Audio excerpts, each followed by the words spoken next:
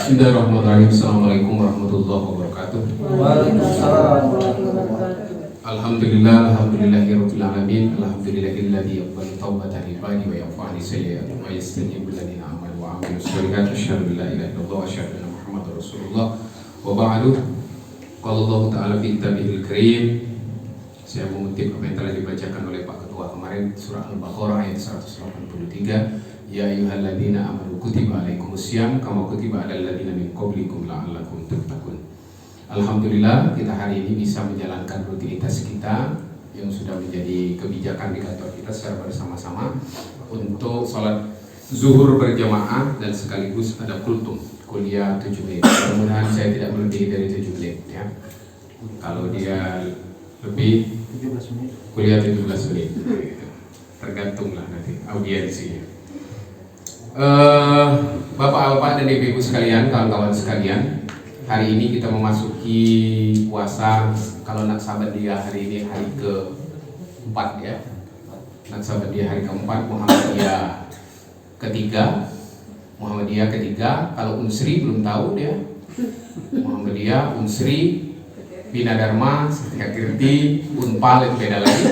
Universitas Palembang, Muhammadiyah ya. Kalau NU beda lagi. Kalau di kantor kita sepakat hari kedua. Oke. Berbeda-beda tidak jadi masalah. Yang penting puasa. Kalau berbeda tidak puasa itu baru bahaya. Rekan-rekan sekalian, saya hanya meneruskan materi Pak Ketua kemarin. Mudah-mudahan tidak rancu saya meneruskannya karena materi Pak Ketua kemarin sudah sangat jelas sekali. Ketika ayat surah Al-Baqarah 183 diturunkan, maka pada saat itu di Madinah timbullah hoak. Nah, jadi dari zaman dulu udah gayanya udah kayak gitu.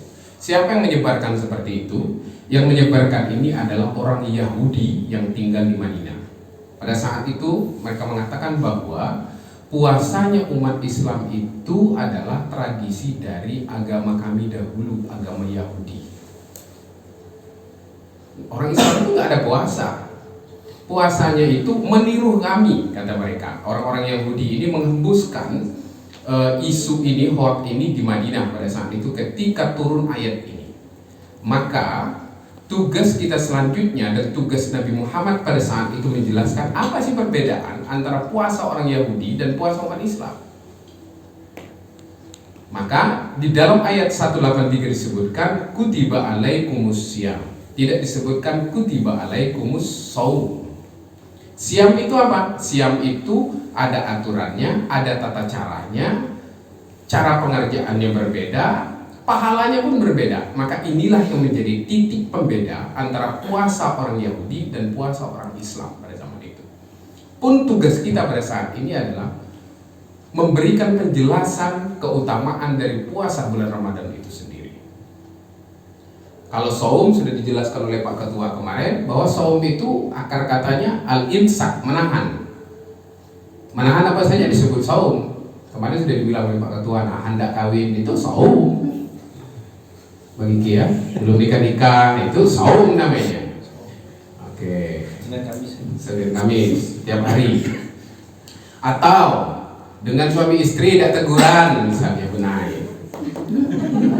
Misal ya. Jangan benai lah, Buyun. Misal begitu, tidak teguran dengan suaminya, makan dia terus, tapi tidak teguran dengan suaminya, tidak ngomong dengan suami, itu namanya saum. Imsak, menahan, tidak negur. 3 hari. Lewat dari 3 hari toel-toel, mulai teguran, paling hujan. Oke, diakhiri saumnya kayak gitu, iftar. Nah maka kalimat yang diungkapkan, redaksi ayatnya asyam, ya. Bahasa Al-Quran yang disebutkan dalam surah Al-Baqarah 183 itu asyam, bukan asyam. Asyam itu Atta Halilintar, asyam, gitu ya. Atau wow murah banget, ya. Asyam. Maka Rasulullah menjelaskan di dalam hadisnya, di dalam kitab Bukhari, kitab yang ke-30 di dalam bab shaum, dijelaskan di situ di dalam hadis Rasulullah disebutkan di sana, karena hadisnya panjang saya baca awal dan ujungnya saja. Asyamu junnah. Nah, bahasanya bahasa Rasulullah menjelaskan ayat Al-Quran tadi, kutiba alaikumus siyam. Siyam itu apa? Di dalam hadis Rasulullah dijelaskan di dalam kitab Bukhari, kitab yang 30 bab saum disebutkan as-siyamu junnah. Siyam itu junnah. Junnah itu apa artinya? Perisai. Nah, akar katanya junnah, ada jannah, ada jinnah. Hurufnya sama, tetapi artinya berbeda. Jannah, jim dan nun, artinya surga. Jinnah, jin. Junnah, perisai. Hanya berbedanya barisnya saja. Tetapi hurufnya sama, jim dan nun. Kalau kita lihat di dalam bahasa Arab, kalimat yang menggunakan kalimat didahului jim dan nun seluruhnya berbentuk abstrak. Janin. Kelihatan tidak? Tidak kelihatan kan? Jannah, begitu juga surga. Surga itu belum kelihatan sekarang ini, belum nampak. Janin, jin, nggak kelihatan kan? Tetapi ketika jin itu masuk ke orang, kelihatan dia, ini jinnya salah alamat. Seharusnya jin itu tidak tampak, tetapi dia nampak pada saat itu masuk ke tubuh seorang. Jin ini yakinlah jin bermasalah. Ya. Maka dalam kategori ini junnah, perisai, perisai kita. Asyam itu puasa itu merupakan perisai kita untuk melakukan ketaatan dan mendorong kita menjauhi dosa. Itu bedanya. Keutamaan puasa kita berbeda dengan puasa orang-orang terdahulu yang disebutkan oleh Ray Yahudi. Ente nggak punya puasa, sama dengan kami yang dulu. Maka dijelaskan oleh Rasulullah seperti itu. Di dalam Al-Quran kalimat asyam disebutkan 9 kali, sedangkan kalimat saum hanya 1 kali disebutkan di dalam surah ke-19 ayat ke-26. Hanya disebutkan 1 kali saum saja, selebihnya dipakai kalimat siam. Karena berbeda seperti itu. Akar masalahnya seperti itu tadi ya. Jadi kalau as-saum itu bahasanya ya secara umum imsak saja, menahan saja. Apapun yang ditahan segala macam itu disebut puasa. Mudah-mudahan Bang Iki dan yang lainnya, kawan-kawan yang belum ini segera iftar, segera berbuka dengan pesan undangan. Oke. Selanjutnya, keutamaan selanjutnya dijelaskan oleh Rasulullah dalam hadis selanjutnya disebutkan iza jaa Ramadan. Ada bahasanya iza kana Ramadan, iza dakhala Ramadan, futihat abwabul jannah au abwabur rahmah wa uliqat abwabun nar au abwabu jahannam wa sulsilatis syayatin. Ini keutamaan yang kedua. Ketika Ramadan datang, ketika Ramadan itu menghampiri kita, maka apa yang dilakukan? Futihat abwabul jannah, dibuka semua pintu surga. Surga itu ada berapa? 8 ya. Surga itu ada 8. Salah satu dari pintu surga itu namanya Rayyan, khusus untuk orang yang berpuasa. Dibuka pintu-pintu surga, dibuka. Sedangkan pintu neraka wa ghuliqat abwabun nar, sedangkan pintu neraka semuanya ditutup. Pintu neraka itu ada berapa? Ada 7 ya. Surga ada 8, neraka ada 7. Kenapa surga itu dibuat banyak? Biar kita berbeda-beda. Kalau kita misalnya rajin puasa seluruhnya, tidak mungkin kita bisa ngambil dapat 8 ya kan. Surga yang tinggi itu adalah surga Firdaus, namanya ada 8. Nah, salah satu dari pintu surga itu disebut Rayyan. Orang yang senang berpuasa itu nanti masuknya ke pintu Ar-Rayyan. Sedekah nanti ada pintunya, haji nanti ada pintunya, amal yang lain ada pintunya, kayak gitu. Maka kita disuruh memilih mau yang masuk yang mana. Syukur-syukur bisa semua. Kalau tidak bisa, maka pastikan kita mau ngambil jalur yang mana. Kalau kita banyak duit, sedekah rajin-rajin, bisa ngambil dari posisi itu. Kalau kita nggak punya duit, bisanya puasa. Oke, berpuasa. Ada surganya, pintu surganya, Rayyan. Pintu khusus untuk orang yang senang atau senang untuk berpuasa. Sedangkan api neraka itu ditutup. Ya, selama bulan puasa ini tutuplah dulu kayak gitu ya. Mungkin malaikat penjaganya bisa cuti lah kayak gitu. Kurang lebih seperti itu. Wa ghuliqat abwabun nar. Sedangkan tipe neraka itu ada 2.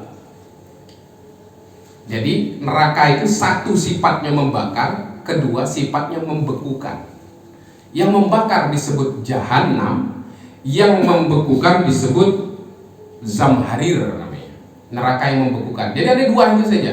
Kalau kita masuk neraka, kalau tidak meleleh, beku. Tinggal pilih, mau dibeku atau mau dilelehkan. Nah, yang membakar itu api. Api itu disebut dengan jahanam. Karena tidak mungkin, karena setan, jin itu kan dibuatnya dari api, bukan dari tanah. Masa api makan api, jeruk makan jeruk, nggak mungkin panas dia kan? Maka apinya di neraka nanti berbeda, namanya api jahanam namanya, yang bisa membakar unsur api yang terbuat dari jin dan manusia. Maka apinya berbeda. Konon katanya ada mengatakan bahwa 27 kali lipat panasnya api di dunia segala macam. Memang berbeda apinya. Kalau apinya biasa-biasa, ya setan dengan jin nari-nari lah dalam situ dia. Orang jeruk makan jeruk nggak masalah kan?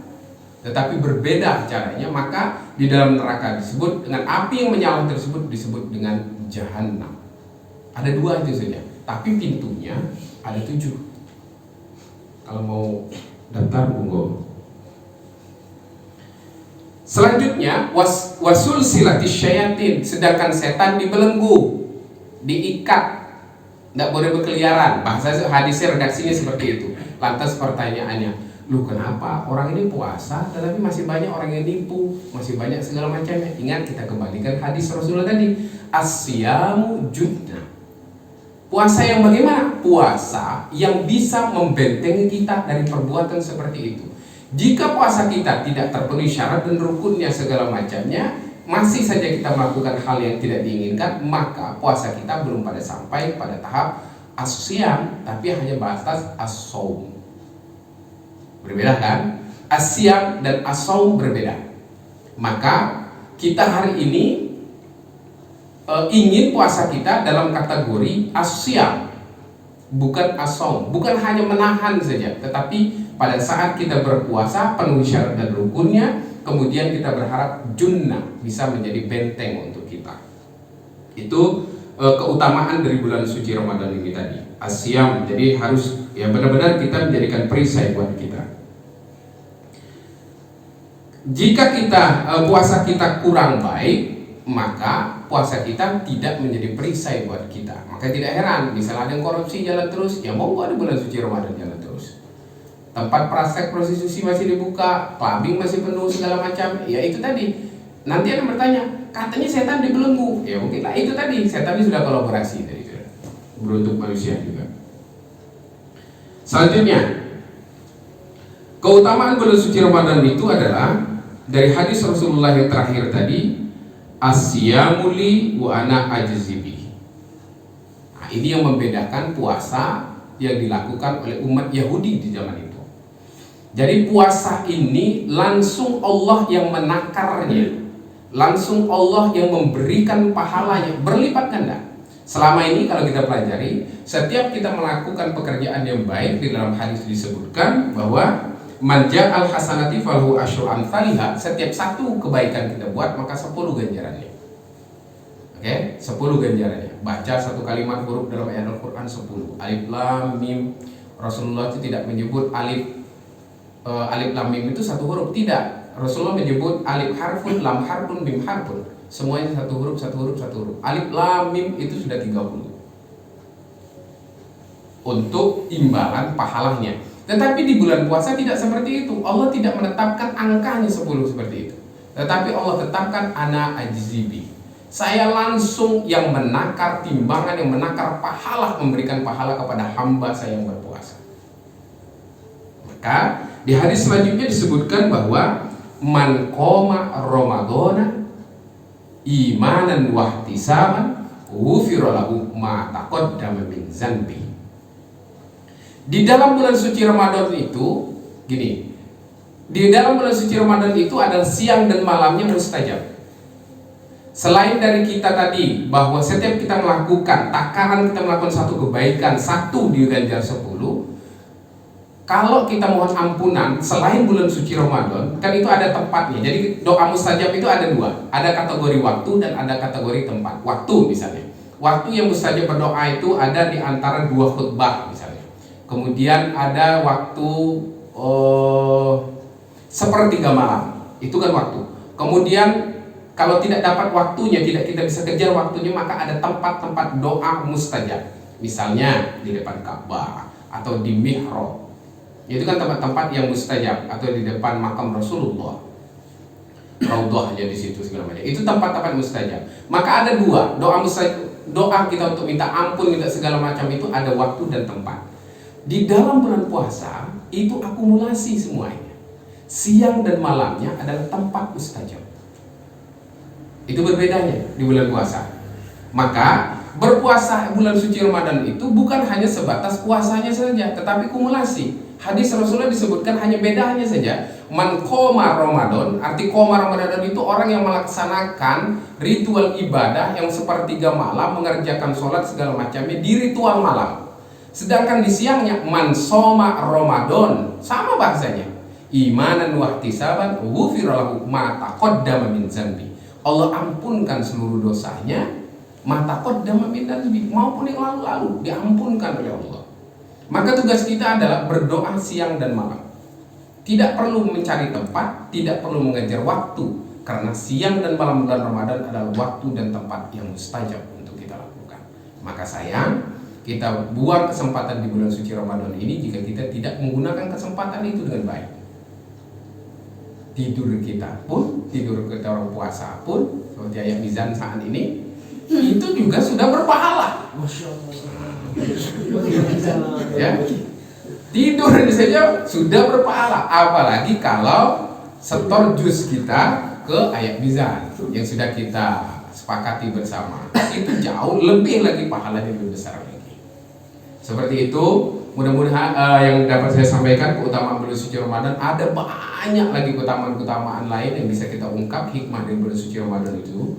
Jadi mudah-mudahan ini menjadi pembangkit semangat kita untuk menggunakan kesempatan ini. Dalam 12 bulan ada 1 bulan yang memang seluruhnya full, ya, paketnya lengkap, bukan pakai hemat, paketnya lengkap, siang dan malamnya menjadi tempat dan waktu yang mustajab untuk kita berdoa dan mohon ampunan.